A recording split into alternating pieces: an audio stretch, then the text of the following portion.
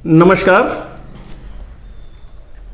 हमारा आज का विषय है श्राद्ध के बारे में। हमारे एक शुभचिंतक वे हमसे बोले कि जब भी वो श्राद्ध या पिंड या इस तरह का अगर कुछ शब्द सुनते हैं तो उनको एक भय टाइप का उनको फील होता है, भय लगता है इस चीज से। तो वो एक ये जानना चाह रहे थे कि ये वास्तव में क्या चीज है, मतलब ये जो श्राद्ध हो गया, पिंड हो गया। तो आज हमारा जो विषय है उसी के ऊपर में है। तो आज हम लोग जो बात करेंगे, सबसे पहले तो ये बात करेंगे कि ये श्राद्ध क्या है, ये कब होता है, कब करना होता है, इसको क्यों करना है, कहां करना है और कैसे करना है, इसके विषय में आज हम लोग बात करेंगे। तो सबसे पहले आप ये समझ लीजिए कि श्राद्ध क्या है। तो इसको आप एकदम सिंपल भाषा में समझिए कि श्राद्ध जो है वो एक त्योहार है, फेस्टिवल है। जिस तरीका से बाकी त्योहार और फेस्टिवल हम मनाते हैं उसी तरीका से ये जो श्राद्ध है उसको भी हम लोग मनाते हैं। अब देखिए, हम लोग जो एक जनरल जो फेस्टिवल है, अब उसमें देखिए आप याद कीजिए आप कैसे मनाते हैं। उसमें क्या होता है, एक कोई ना कोई देवता का उसमें हम लोग पूजा करते हैं। अब जैसे सपोज कीजिए कि अगर नवरात्रा है तो माँ दुर्गा का पूजा करते हैं, शिवरात्रि है तो शंकर भगवान का पूजा करते हैं, गणेश चतुर्थी है तो गणेश देवता का हम लोग पूजा करते हैं, कृष्ण जन्माष्टमी है तो कृष्ण भगवान का पूजा करते हैं। तो ये हो गया हमारा एक देवता उसमें होते हैं जब भी हम कोई एक त्योहार मनाते हैं, फेस्टिवल मनाते हैं, जिनको हम लोग पूजते हैं उनको। अब उनका पूजने का एक अलग कर्मकांड जो है वो एक अलग विषय है। तो जब भी हम उनका पूजन करते हैं तो हम लोग क्या करते हैं, भगवान को हम लोग एक प्रसाद खिलाते हैं, प्रसाद देते हैं उनको, या फिर उनको हम लोग बोलते हैं भोग लगाते हैं, ठीक है। और इसके बाद में हम लोग जो भी अपना दान पुण्य जिसको जितना करना होता है, तो ये सब क्या होता है, जनरली हमारा एक त्योहार का पार्ट है। ये सब हम लोग करते हैं। वैसे ही श्राद्ध में भी हम लोग यही करते हैं। तो श्राद्ध में जो हमारे भगवान जो होते हैं वो हमारे पितर देव होते हैं, जो हमारे पूर्वज हैं उनका हम लोग पूजा करते हैं, ठीक है। और अब ये समझ लीजिए कि पूर्वज कौन कौन है, मतलब पितर कौन कौन है, आप ये यहां समझने का कोशिश कीजिए, जिनका हम लोग पूजते हैं ये आपका श्राद्ध के समय में, ठीक है। तो हमारा शास्त्रों में इसका वर्णन है कि जानिता चोपनेता च यस्तु विद्याम प्रयच्छति अन्नदाता भयत्राता पंचवय पितर अस्मृता। मतलब यहां पर 5 पितरों का वर्णन किया गया है, जिसमें जानिता मतलब जिन्होंने आपका जन्म दिया है, मतलब आपके पिताजी, मां और पिताजी आपके हो गए, एक पितर हो गए, ठीक है। दूसरा हमारे पितर हो गए चोपनेता च, मतलब जिन्होंने आपका उपनयन संस्कार करवाया है, वो पुरोहित जिन्होंने आपका उपनयन संस्कार करवाया है वो भी हमारे पितर माने जाते हैं।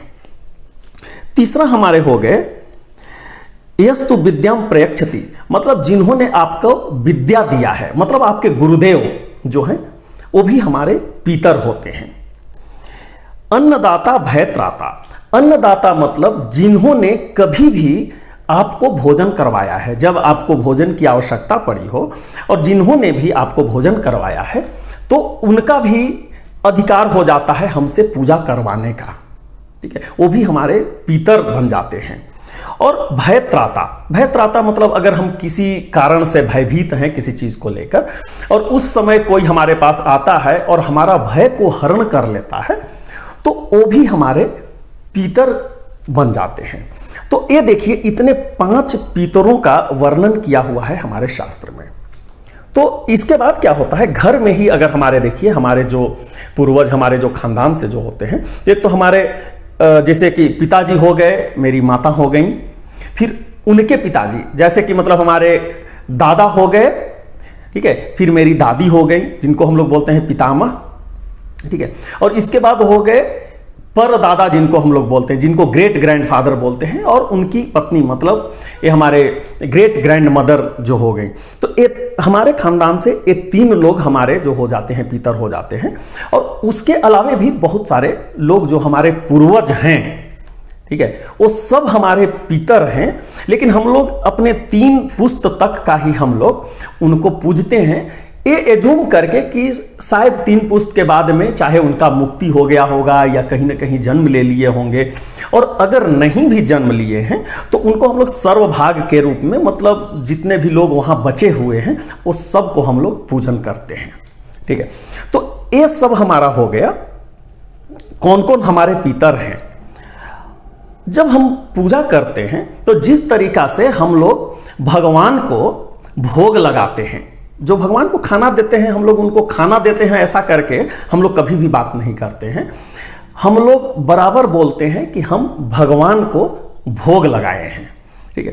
तो उसको हम लोग प्रसाद बोलते हैं, जो भगवान को लगाया हो उसको हम लोग प्रसाद बोलते हैं। उसी तरीका से जो हम लोग पितर देवता को जो हम खाना देते हैं उसी को हम लोग पिंड बोलते हैं।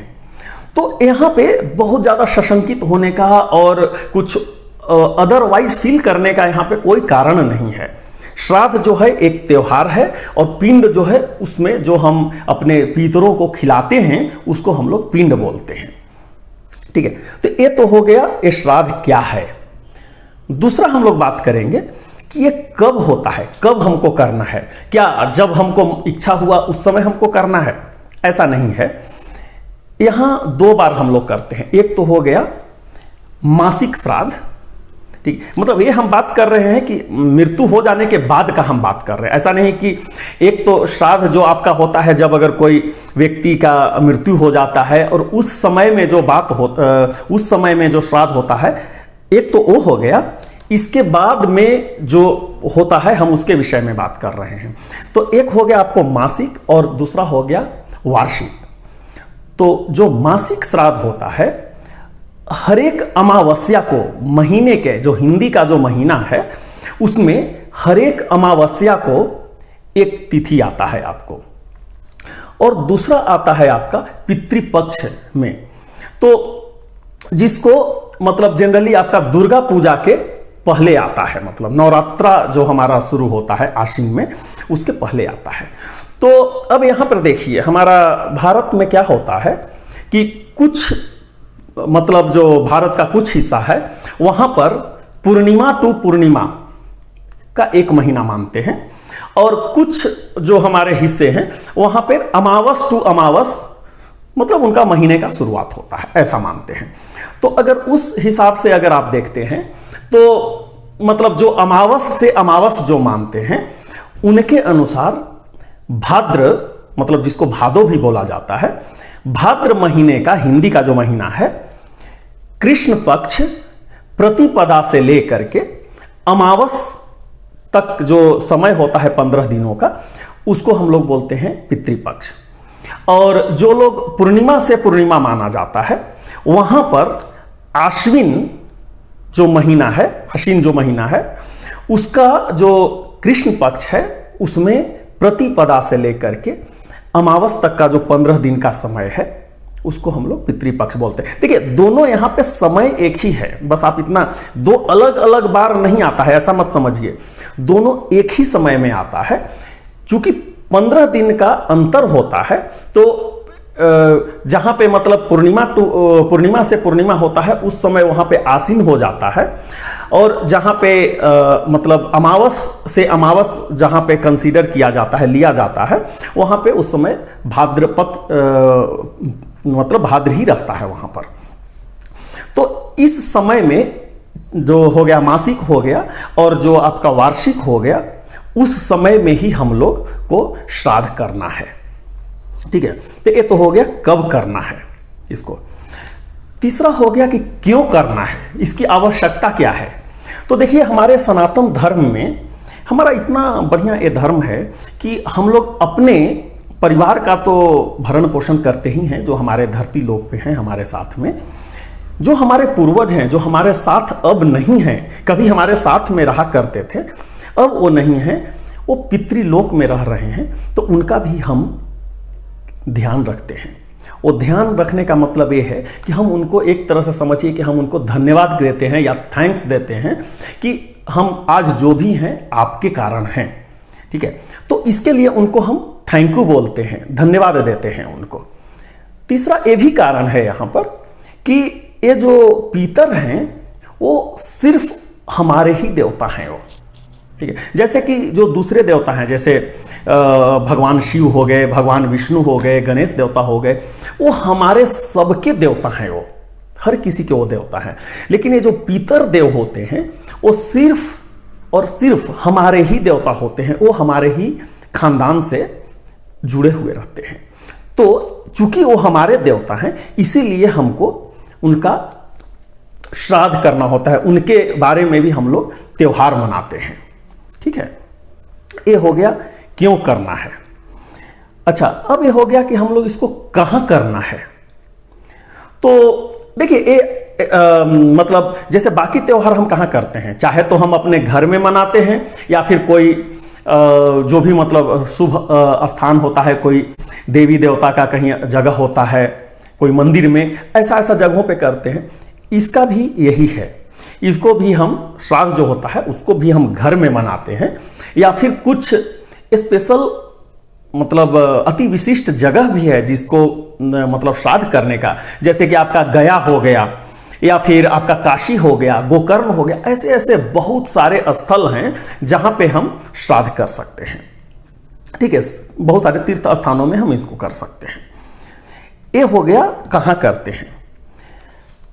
अब इसके बाद हो जाता है यहाँ पे कि हम लोग कैसे करना है इसको। तो जैसा कि हम पहले भी आपको हम बतलाए कि कोई भी जो त्योहार होता है उसका दो पहलू होता है।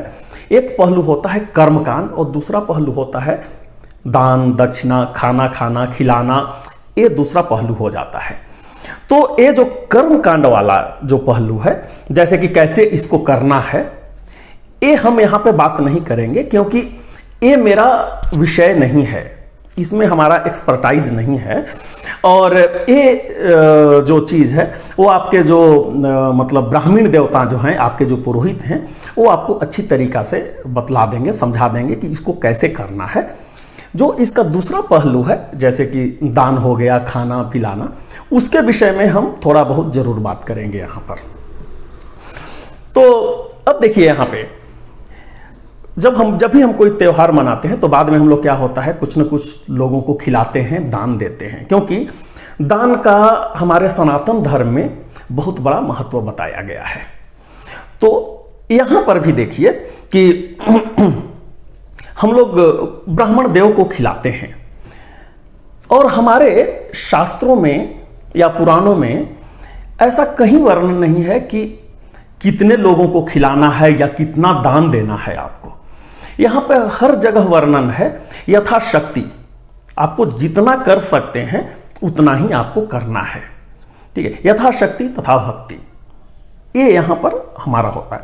तो जब आप बहुत लोगों को खिला सकते हैं तो इसमें बहुत अच्छी बात है, बहुत लोगों को दान दे सकते हैं, वो भी बहुत खुशी की बात है यहाँ पर, क्योंकि यहाँ पे बोला गया है कि जो भी आप लोगों को खिलाते हैं या दान देते हैं वो सीधे आपके जो पितर लोग हैं, अब पितर कौन कौन है उसके विषय में हम पहले ही बात कर चुके हैं।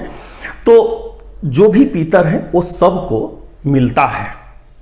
ठीक है, अब देखिए यहाँ पर अगर आप बहुत लोगों को नहीं खिला सकते हैं तो कम से कम 5 ब्राह्मण का आप खिलाइए। ठीक है, उनको आप खिलाइए। अब देखिए, जब 5 ब्राह्मण को अगर आप खिलाएंगे तो उसमें क्या हो जाएगा, जितने भी हमारे 5 तरह के जो हम पीतर का बात किए हैं, वो हर एक जो पीतर हैं वो एक एक ब्राह्मण में समाहित हो जाएंगे। वो मतलब जो आपके पीतर जो हैं वो कैसे खाएंगे, वो जो ब्राह्मण देव हैं उनमें वो समाहित हो जाते हैं और वो भोजन को ग्रहण करते हैं। इसका वर्णन हमारा गरुड़ पुराण में है। हम जो भी अभी बात कर रहे हैं, हम आपको गरुड़ पुराण, ये हमारा गरुड़ महापुराण है, उससे हम यहां पर रेफरेंस ले रहे हैं।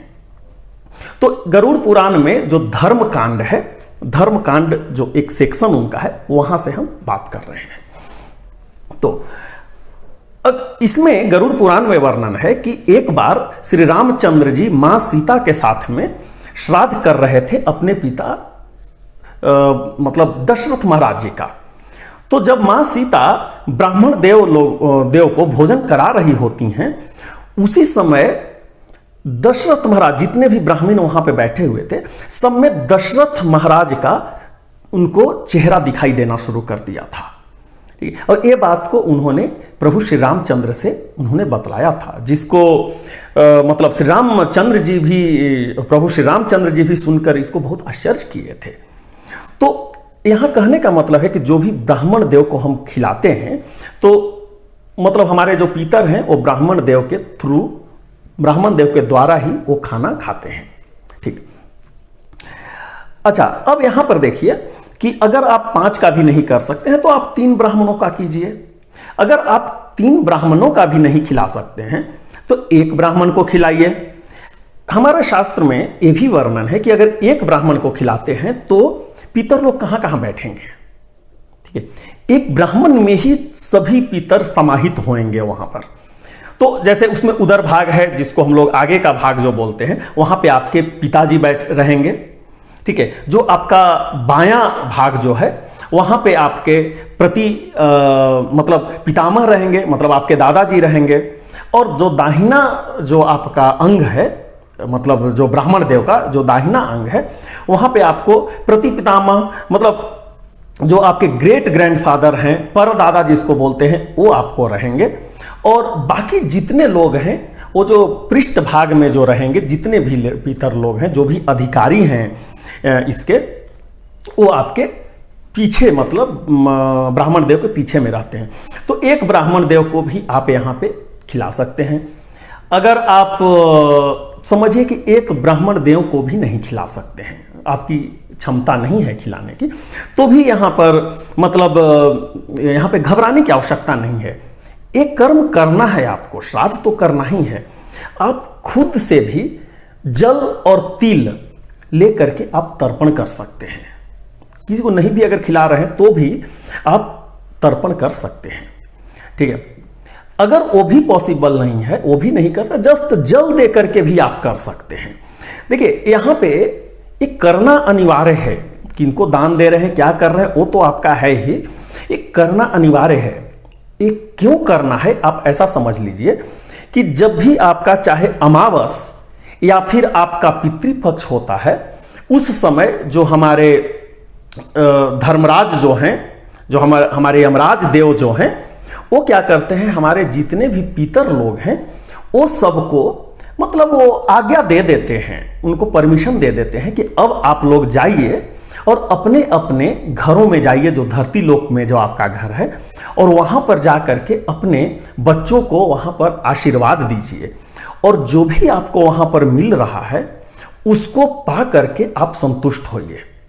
तो उस समय में क्या होता है कि जितने भी हमारे पितर लोग हैं वो सभी लोग, सारे के सारे लोग हमारे मतलब घर पर आते हैं और इंतजार करते हैं कि उनका श्राद्ध हो। मतलब हम लोग त्यौहार मना रहे हैं, नहीं मना रहे, उनको हम पिंड दे रहे हैं, खाना दे रहे हैं, नहीं दे रहे। अगर हम लोग नहीं देते हैं तो वो काफ़ी उदास हो करके यहाँ से फिर से वो पितृलोक को चले जाते हैं, जिसका बहुत मतलब गंदा इफेक्ट पड़ता है हमारे ऊपर, हमारे परिवार के ऊपर। तो यहाँ पर ऐसा बोला गया है, हमारे पुराण में बोला गया है कि अगर देवता का अगर पूजा पाठ में अगर किसी तरह की कमी हो जाए तो उतना ज़्यादा मतलब फर्क नहीं पड़ता है, लेकिन पितर देव जो हैं उनके पूजा पाठ में किसी तरीका का कोई कमी नहीं होना चाहिए। ठीक है, यहाँ पर इसका इतना बड़ा महत्व है कि मतलब जब पितृपक्ष या अमावस होता है, बहुत लोग उस दिन अपना जो कारोबार है उसको बंद करके रखते हैं। पितृपक्ष जो 15 दिन है उसमें कोई शुभ काम नहीं करते हैं। इसका मतलब ये नहीं है कि वो जो कालखंड जो है वो कोई गंदा कालखंड है, ऐसा नहीं है, वो बहुत शुभ कालखंड है। कहने का यहाँ मतलब ऐसा है कि हम लोग हर चीज़ से हम लोग छुट्टी ले लिए हैं, हम कोई शुभ काम वहाँ पे नहीं करने जा रहे हैं, ताकि हमारा पूरा का पूरा जो ध्यान है, हमारा जो हमारे पितर लोग हैं जो हमारे पितर देवता हैं, उनके पूजा और उनके सेवा में हमारा समय व्यतीत हो, ये हमारा यहाँ पर ध्यान रहता है। तो ये हमारा रहा आज का विषय, जो कि श्राद्ध और पिंड और इससे संबंधित था। और हम उम्मीद करते हैं कि ये मेरा वीडियो आपको पसंद आया होगा। और अगर आपको किसी तरह का अगर कोई प्रश्न है तो आप हमारे कमेंट सेक्शन में जा करके वहाँ पे अपना प्रश्न लिखिए, हम उसका उत्तर देने का हम कोशिश करेंगे। और हम ये भी चाहेंगे कि आप मेरा चैनल को सब्सक्राइब कर लीजिए, ताकि जब कभी भी कोई नया वीडियो आए वो सर्वप्रथम आपके पास पहुँचे। और बहुत ही जल्द हम आपके समक्ष मतलब नए वीडियो के साथ हम उपस्थित होंगे। तब तक के लिए हम आपसे विदा लेते हैं और बहुत जल्द आपसे मिलेंगे। बहुत बहुत धन्यवाद। नमस्कार।